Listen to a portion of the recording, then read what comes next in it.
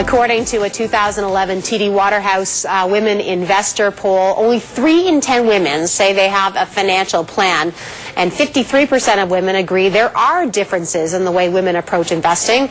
And then again, another 45% of women think you need to have a substantial amount to invest. Now, these results highlight that many women may not be as in control of their finances as they could be, which is why our next guest has made it her mission to motivate women to take charge of their financial life. Joining us today is Susan Meisner, 20-year veteran of wealth management industry and author of this book, Your Money, Honey, A Girl's Guide to Savings, Investing, and Building Wealth at Every Stage and Life Stage. Nice to have you here. Thanks for having me. So tell me, first off, I should say your book, I think, is quite clever because you've got some great tips and everything. From dating, who would have thought financial tips around dating, up to career choices and investing. But I think there's an interesting point you make, that it's not so much that women want consume information, but they just need to be communicated to differently about this. I think that's the key point, and you've nailed it on the head. We say that the basics of finance and investing are not necessarily gender specific,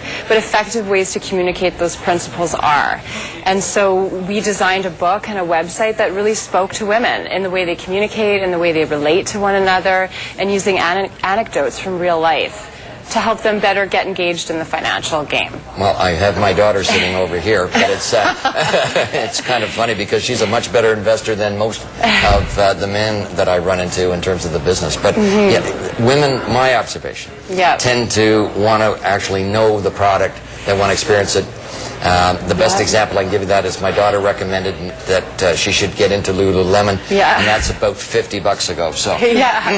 Yeah, much better choice than mine. Yeah, exactly. I'll have to turn to her for some advice. It seems kind of incredible to me that you see, that this is needed, let's say, in 2012. You would think that there's been so many strides made, but is that not the case? There's been a lot of strides made. There's a lot of information out there, but we continually see, confusion among Canadians about things like TFSAs. And there is a lot of information. We're just not sure that it's effectively reaching women, and that's why we designed our website and wrote the book, because we want to relate products and services and real life events into finance. Let's talk about some of these real life events, because let's say you're in your 20s. What's the kind of thing you need to be concerned about as a woman in your 20s? Well, I think especially when you're going into, a lot of women are in school, student debt is a big issue right now. So we want to get women when they're young, helping to manage their debt through school, helping to encourage them to save, obviously, because when you're young is the best time to start saving. And also dating. I keep coming back. She has some really pithy comments about dating. Don't let them to pick up the tab all the time, because you're creating something, and then you don't pick up the tab all the time because there's a lot of freeloaders out there. Absolutely. You know what? We deal with everyday tips in life, and we want to help drive wealth in women's lives. And I think so much of the information that's out there for so long has been on penny pinching, and we're very, very focused on wealth building, driving value in women's lives and in the lives of their families. What about the 30s? You said the 20s is all about, going to school, student debt. So what's the kind of thing you need to think about in your 30s? Well, a lot of women in their 30s, they're either moving in together with somebody or getting married, having a family. So obviously there's a lot of financial issues that are around that.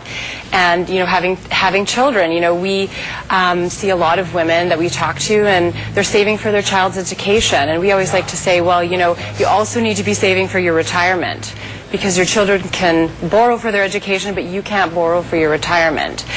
Is that some? I was going to say that women. Sorry, you'll get a word in edgewise. No, it's all right. I figured this. It's going to happen. Do women put others in front of themselves when they're making their financial decisions? I think in many cases they do, and I think it's a double-edged sword, right? I mean, we definitely want women focusing on their own wealth creation. We think they have a lot of great skills that they can bring into the family to help drive wealth.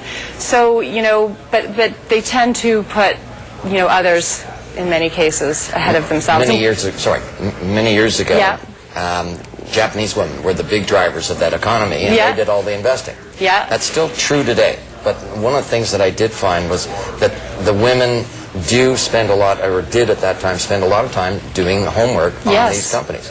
So for a lot of women today, I'm hearing that they just don't know where to go and how to get at that. Right, and you know, we wanted to give them a place to go. That's why we designed goldengirlfinance.ca, and that's why we wrote the book.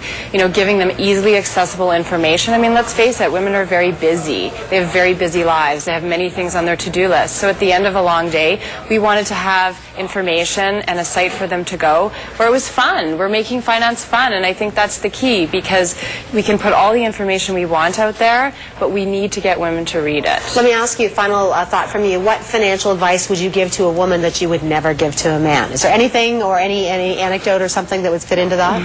That's a tough question. I know. She's like that, right? Yeah.